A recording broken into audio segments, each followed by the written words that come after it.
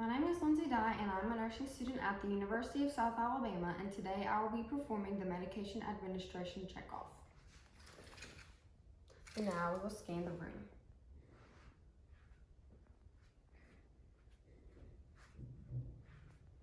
First, I want to make sure that I am in a no interruption zone, so I will make sure that the doors to the medication room stay closed. I will limit conversations with colleagues and I will not answer any phone calls. So now I need to verify the order. We have heparin 5,000 units subcutaneously every 12 hours, heparin 5,000 units subcutaneously every 12 hours. And now I will compare the patient chart to the MAR. We have Jaguar Jones, date of birth 8/25/1963, date of birth 8/25/1963. We have the drug heparin, dose 5,000 units, the route subcutaneously, every 12 hours and every 12 hours. And the patient has an allergy to penicillin, and that allergy is also noted on his MAR. So now I will perform hand hygiene. So now it is time to do my first check of accuracy. So we have Jaguar Jones, date of birth 8/25/1963. We are using the drug heparin, so I need to select heparin. And so we have heparin 10,000 units per milliliter, expiration 12/5/2025. So I will set that aside, and then now I need to check the time. So it has been 12 hours since the last administration, and since we are giving it every 12 hours, it is time to administer the drug again. And next I need to choose my syringe. So we are giving a subcutaneous injection, so I will need a TB syringe. We are using a 28 gauge TB syringe. So I'll open that, set the package aside, and show you the syringe. And so now I will set that down, and now I need to calculate the dose. So we are giving 5,000 units, and this vial is 10,000 units per milliliter. So I will need to administer 0.5 milliliters of the drug. So now I will clean the vial.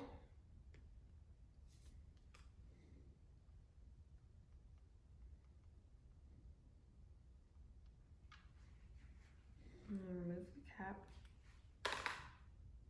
And draw back 0.5 milliliters of air.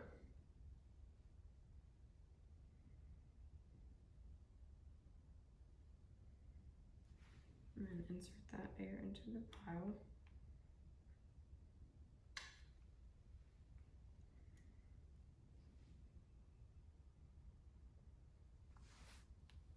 And draw back 0.5 milliliters of heparin, making sure there are no bubbles.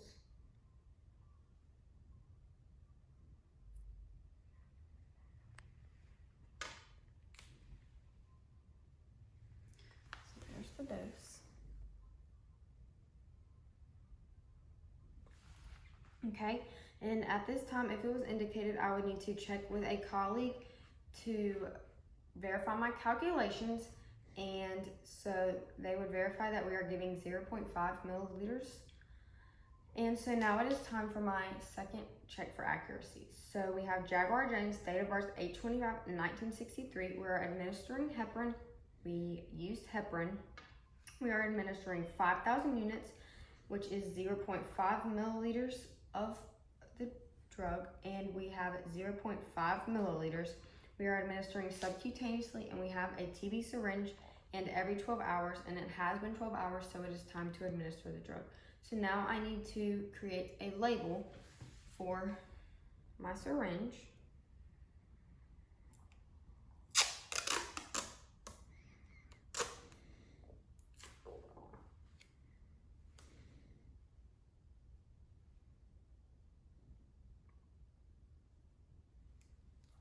So on the label, I will write the patient's name, Jaguar Jones,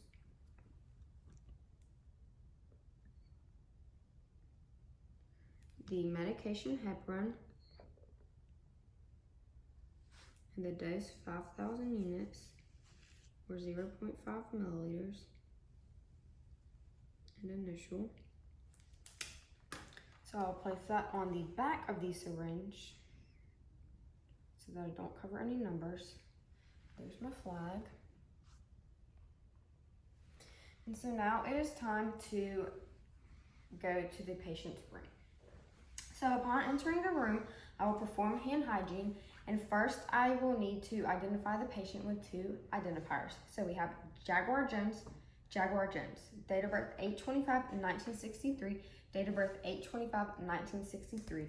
He does have an allergy to penicillin, and he is also wearing an allergy armband noting that he has an allergy to penicillin. So at this time, I would ask the patient if he had any other allergies that I should be aware of and how he might react to those allergies. And so now it is time for my third and final check for accuracy. So we have Jaguar Jones. Medication heparin, dose 5,000 units, which is 0.5 milliliters. We are giving it subcutaneously, and we have a TV syringe for subcutaneously and every 12 hours, and it has been 12 hours since the last administration, so it is time to administer the drug again. At this time, I would explain the procedure to the patient. I will raise his bed to a working height and lower the side rail, and so now I need to put on my goggles and gloves.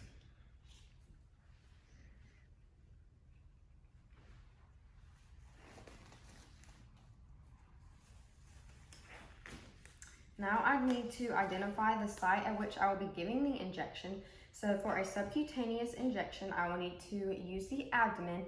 So for the abdomen, I need to stay 2 inches away from the umbilicus, below the costal margin, above the pubic region, and in between the anterior superior iliac spine. So it makes a little U shape around the umbilicus for multiple injections. And at this time, I would also need to check the patient's skin for any bruising and the muscle for integrity. So now I need to clean the injection site.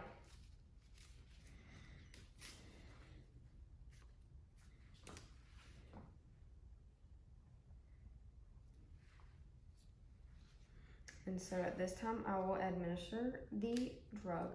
And so today I will be pinching 2 inches of skin and administering at a 90-degree angle, but if you could only pinch 1 inch, I would need to administer at a 45-degree angle.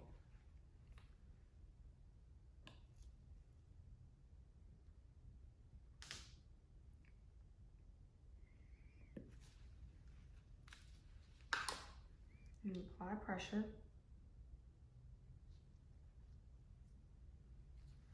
And now I will lower the patient's bed back down and place the patient in a comfortable position. I will raise the side rail.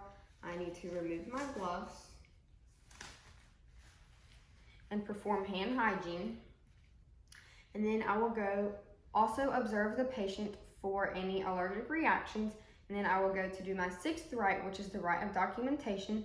And so I will document the time that I administered the drug and whether or not the patient had any allergic reactions. And then I will also need to later return to the patient's room to reassess for any allergic reactions, and if indicated, identify how the patient tolerated the drug.